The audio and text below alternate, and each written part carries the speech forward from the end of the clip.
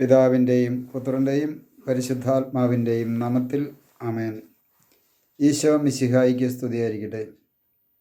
യേശുവിൽ സ്നേഹം നിറഞ്ഞ സഹോദരങ്ങളെ എല്ലാവരെയും ദൈവവചന ധ്യാനത്തിലേക്ക് നമ്മുടെ കർത്താവായ യേശുക്രിസ്തുവിൻ്റെ നാമത്തിൽ സ്വാഗതം ചെയ്യുന്നു. നമ്മുടെ കർത്താവ് ഈശോ മിശിഹ എല്ലാവരെയും സ്വർഗം തുറന്ന് അനുഗ്രഹിക്കട്ടെ എന്ന് പ്രാർത്ഥിക്കുന്നു. യേശുവിൽ സ്നേഹം നിറഞ്ഞ സഹോദരങ്ങളെ, നമുക്ക് കർത്താവിൻ്റെ തിരുവചനം ധ്യാനിക്കുമ്പോൾ പരിശുദ്ധാത്മാവിനെ കുറിച്ചുള്ള പലതരത്തിലുള്ള പ്രതീകങ്ങളായിട്ട് വിശുദ്ധ ഗ്രന്ഥത്തിൽ നാം കാണുകയായിരുന്നല്ലോ. അതിൽ പരിശുദ്ധാത്മാവിൻ്റെ പ്രതീകമായിട്ട് കാണുന്ന ഒന്നാണ് കാറ്റിനെ നമ്മൾ കണ്ടു. കാറ്റൊരു പ്രതീകമായിട്ട്.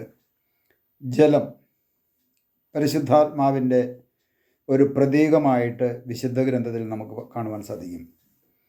യോഹന്നാന്റെ സുവിശേഷം 3-ാം അധ്യായത്തിൻ്റെ 37 മുതലുള്ള തിരുവചനം നമ്മൾ വായിക്കുമ്പോൾ, തിരുനാളിൻ്റെ അവസാനത്തെ മഹാദിനത്തിൽ യേശു എഴുന്നേറ്റ് നിന്ന് ശബ്ദമുയർത്തി പറഞ്ഞു, ആർക്കെങ്കിലും ദാഹിക്കുന്നുവെങ്കിൽ അവൻ എൻ്റെ അടുക്കൽ വന്ന് കുടിക്കട്ടെ. എന്നിൽ വിശ്വസിക്കുന്നവൻ്റെ ഹൃദയത്തിൽ നിന്നും വിശുദ്ധ ലിഖിതം പ്രസ്താവിക്കുന്നത് പോലെ ജീവജലത്തിൻ്റെ അരുവികൾ ഒഴുകും. അവനിത് പറഞ്ഞത് തന്നിൽ വിശ്വസിക്കുന്നവർ സ്വീകരിക്കുവാനിരിക്കുന്ന ആത്മാവിനെ പറ്റിയാണ്.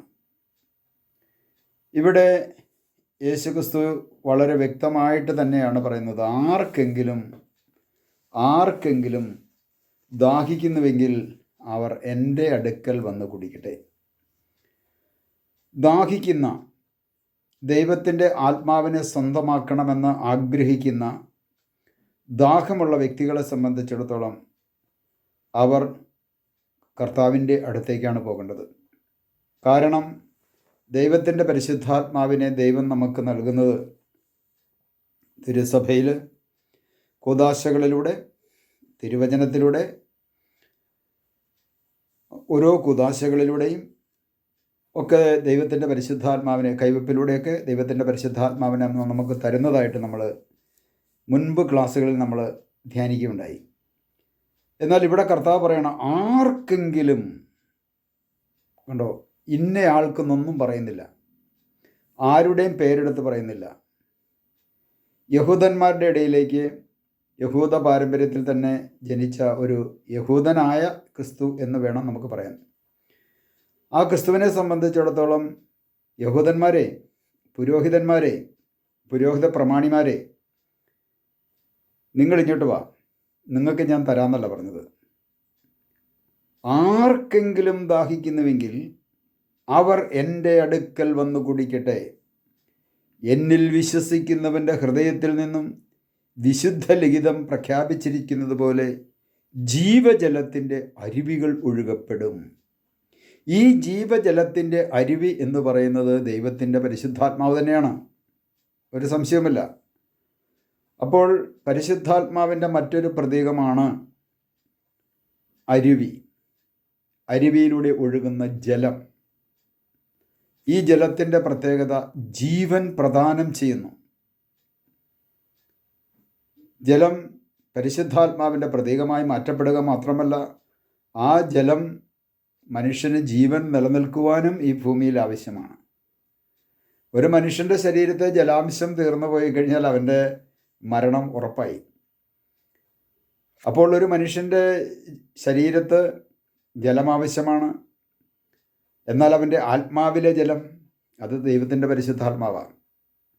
ഈ പരിശുദ്ധാത്മാവ് എന്ന ജലത്തെ ലഭിക്കുവാൻ വേണ്ടി ഈശോ പറയുന്നൊരു കാര്യമുണ്ട്, എൻ്റെ അടുക്കൽ വന്ന് കുടിക്കട്ടെ എന്ന് പറഞ്ഞാൽ യേശു ക്രിസ്തുവിനെ രക്ഷകനും നാഥനും കർത്താവും രാജാവുമായി സ്വീകരിച്ചുകൊണ്ട് യേശു ക്രിസ്തു പറയുന്ന വചനങ്ങൾ ഹൃദയത്തിൽ സ്വീകരിച്ചുകൊണ്ട് ആ ക്രിസ്തുവിനെ ഹൃദയത്തിൽ വിശ്വസിച്ച് അധരങ്ങൾ കൊണ്ട് ഏറ്റുപറഞ്ഞ് ആ യേശുവിലേക്ക് ചേരുന്ന വ്യക്തിയുടെ ജീവിതത്തിലേക്കാണ് ഈ പറയപ്പെട്ട പരിശുദ്ധാത്മാവിൻ്റെ അഭിഷേകം ഒഴുകിയെത്തുന്നത്.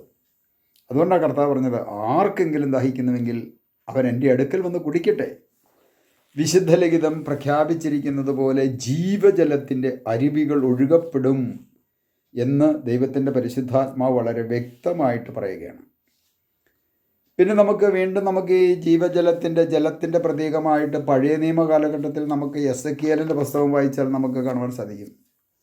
36 അധ്യായത്തിൻ്റെ 25 തിരുവചനത്തിൽ പറയുന്നുണ്ട്, ഞാൻ നിങ്ങളുടെ മേൽ ശുദ്ധജലം തളിക്കും. ഈ ശുദ്ധജലം എന്താ? ശുദ്ധമായിട്ടുള്ള ജലം. ശുദ്ധജലം എന്ന് വിശുദ്ധ ഗ്രന്ഥത്തിൽ പറയുന്നത് ഈ നമ്മൾ കുടിക്കാൻ വേണ്ടിയിട്ട് ഉപയോഗിക്കുന്ന ജലമല്ല, അത് ദൈവത്തിൻ്റെ പരിശുദ്ധാത്മാവാണ്.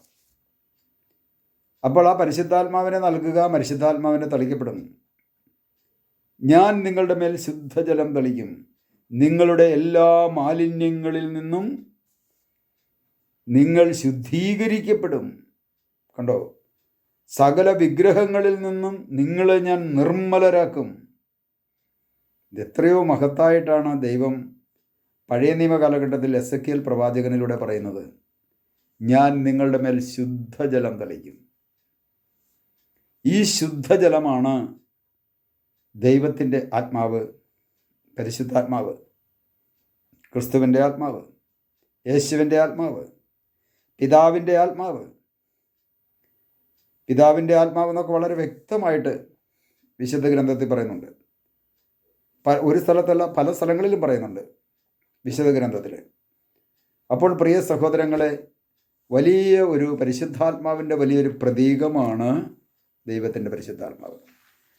ആ പരിശുദ്ധാത്മാവിനെ കുറിച്ച് പറയുമ്പോൾ അവിടുന്ന് ഇങ്ങനെയും കൂടെ പറയുകയാണ്, ഞാൻ നിങ്ങളുടെ മേൽ ശുദ്ധജലം തളിക്കും എന്ന് പറഞ്ഞാൽ ആ പരിശുദ്ധാത്മാവിന് നൽകാമെന്ന് തന്നെയാണ് കർത്താവോടെ വാഗ്ദാനം ചെയ്യുന്നത്.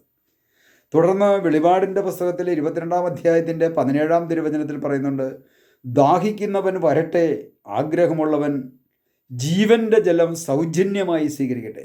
കണ്ടോ? കാശ് മുടക്കില്ലാതെ കൊണ്ട് സൗജന്യമായിട്ട് ജീവൻ്റെ ജലം സ്വീകരിക്കട്ടെ എന്ന് വചനം പറയുന്നു. ഈ സൗജന്യമായിട്ട് നമുക്ക് നൽകാമെന്ന് പറഞ്ഞത് മറ്റാരെയുമല്ല, ദൈവത്തിൻ്റെ പരിശുദ്ധാത്മാവിനെയാണ്. അവൾ പരിശുദ്ധാത്മാവിനെ കുറിച്ച് വിശുദ്ധ ഗ്രന്ഥം പറയുന്ന ഒരു മേഖലയാണ് ജലം. പരിശുദ്ധാത്മാവിൻ്റെ പ്രതീകമാണ്. നമുക്കൊരു നിമിഷം ഈ തിരുവചനത്തെ ഓർത്ത് നമുക്ക് കർത്താവിന് നന്ദി പറഞ്ഞ് നമുക്ക് അവിടുത്തെ പ്രാർത്ഥിക്കാം. കർത്താവായ ഈശോയെ, പരിശുദ്ധാത്മാവിൻ്റെ പ്രതീകമായിട്ട് അവിടുന്ന് ജലത്തെ വിശുദ്ധ ഗ്രന്ഥത്തിലൂടെ ഞങ്ങളുടെ മുമ്പിലേക്ക് അവതരിപ്പിച്ചു തന്ന കർത്താവെ നന്ദി പറയുന്നു.